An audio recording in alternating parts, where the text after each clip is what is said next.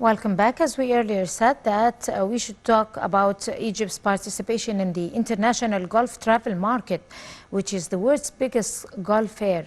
And to shed more light over this, we're very delighted to be having with us Dr. Yehya Abdul, the tourism counselor. Good morning, Dr. Abdul. Good morning, Miss. How How are are you you? doing, sir? First, we need to learn more about the IGTM, its history and its goals. When was it established? Well, actually, the International Golf Travel Market is a leading leisure, sports, and tourism promotion association for luxury resorts, tourist destinations worldwide and on a global basis as well. Established 50 years ago, and Egypt is an active member. And regularly, they've been holding, like the annual events at top destinations worldwide, like in Florida, California, Latin America, Brazil, Argentina, and Spain, and Italy, and Glasgow, and I mean Scotland, which was like the home where the sport started, and then in Asia, Australia, and in Africa as well. So it's a global sport, luxury sport, and it promotes activities and top tourism rankings as well. Right. What about the main activities that are held during these events? Well, during these events, like in their agenda, they offer workshops, presentations, press releases, and they showcase the latest development in that luxury resort and top selected locations worldwide. There is great networking of the golf association, sponsors, destinations promoting golf courses, and government tourist authorities as well. So it's a great vehicle to promote travel and destinations and the sport combined on a local and a global basis. Right. Does it require a certain environment, a certain setting, and a certain location to be held at? Especially the golf courses are supposed to be located in vast areas. Yes, definitely, you're right. But like as I already outlined, they develop it, like and hold, like the annual in destinations famous, like for promoting and practicing golf, like Florida because it has a fair weather year-round, California, Latin America, and the major European market like Spain, Italy, Scotland, Switzerland, and in Asia and Australia as well. So this is where there would be the venues for a regular meeting and showcase events. Right. What type of visitors does it attract, and what type of participants? Well, because this is to promote travel, like and the business of golf and sports as well. So it will be like government associations, like tourism promotion authorities. It will be the top luxury resort hotels that accommodate the visitors, and it will be airlines, cruise lines, everything, like networking travel with luxury sports, and it's going to be sports sponsors, it's going to be luxury brands as well. So all this is developing and, like taking action under one roof. Right. What about the agenda for this year? For this year, because many meetings and venues has been, like put off, like because of the pandemic that was taking like less of 2 years. So many meetings and events are being resumed again, like this one.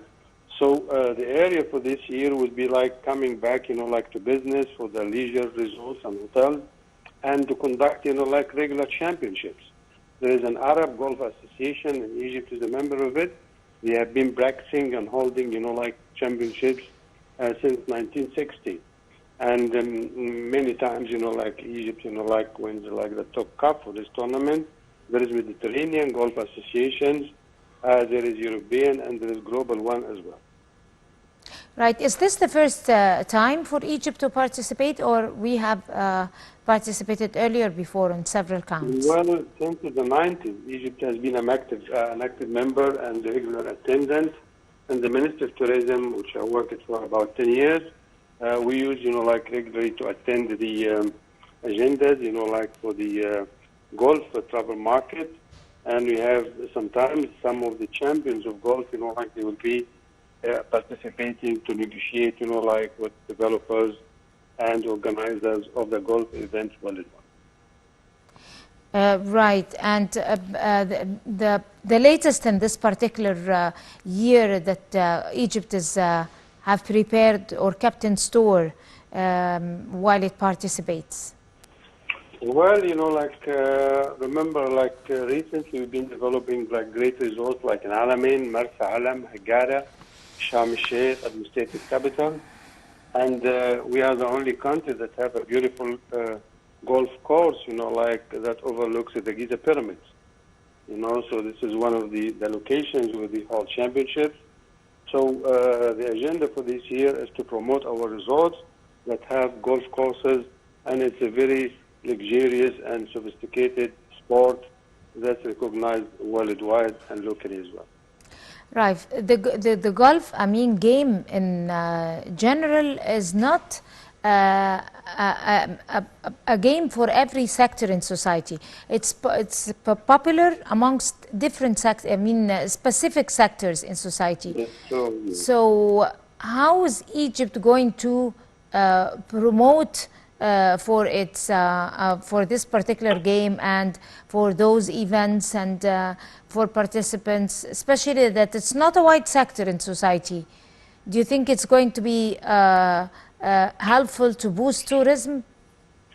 Well, really, it's demanding and sophisticated, mostly people who practice it, are the corporate business, because it's considered to be like some kind of relaxation, for executives, they play for 2 or 3 hours and they chat and have breaks, and then have banquets, things like that, and activities.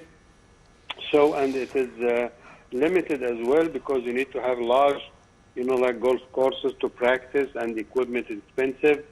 So it's limited, to a clientele, and sportsmen who can afford it, So the top classic clubs in Egypt, they have golf teams, and they compete in regional, local, and international contests at championships as well.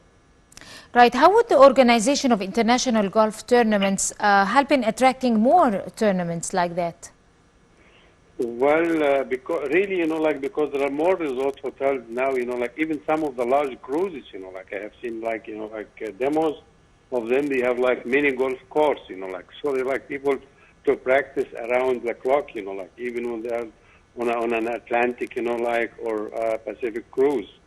So this is what some of the techniques, the associations try to promote the game, and sometimes, conducted, other digital games as well. So there is too much demand for the golf sport because, it's a healthy one, and you do it in outdoors. So that's why, large number of executives, politicians, writers, thinkers, artists, they like to practice because it helps them in their career and in their well-being and welfare as well.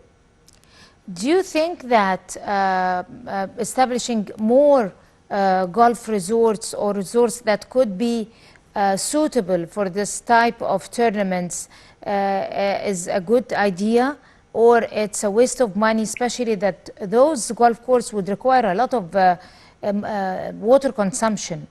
So how would it work with this particular tourism? Well, really, countries, that like to upgrade its tourist infrastructures and facilities, they need to have, at least a good number of resorts. Like, for example, when people travel to Luxor, Aswan, Alexandria, North Coast, so they like to know when they are traveling, can they practice golf? And, they inquire, and then they have, the travel agent and links, assuring this. And sometimes they bring the equipment with them, or they just hire or rent, from local providers over here. So it is essential to have it, to have tennis courts as well, swimming pools.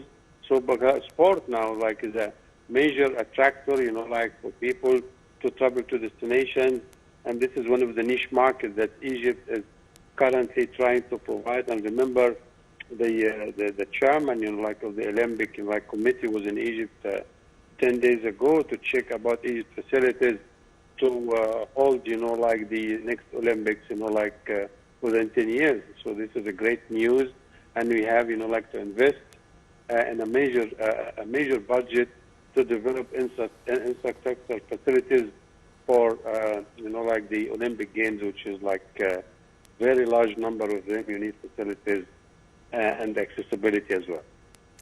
Right. As you know that we are hosting COP27 in the upcoming month of November, which is is aiming or is targeting to execute the most important goals of sustainable development. And that particular game could be one of the environmentally friendly games that would cope with that event. So yeah, you are definitely right, because this, like sport is, is a friendly, eco-friendly one, because you exercise in the outdoors. It doesn't need lots, like of power, like you're doing it there, day, night. And actually, once I was in San Francisco and they had like a midnight golf competition. It was a fundraising activity, So there is creativity within the sport as well. So really it will be attractive for Egypt because we're having over 40,000 participants. We have politicians, professionals, environmentalists, like scientists and writers and world media, and the UN representatives and foreign delegates. And most of them, they practice sport like tennis, like squash, like aquatics, and they do as well like to exercise, like golf, which is a very relaxing and creative game. So, really, if we have like excellent golf courses, that will be a great asset for the success of our climate change conference upcoming next month, inshallah. Right. Dr. Yehya Abdul, the Tourism Council, would like to thank you so much talking to The Breakfast Show. And with this, we come to the end of this edition of The Breakfast Show for this morning. Many thanks to all of you. Until we see you once again tomorrow morning, that's a goodbye.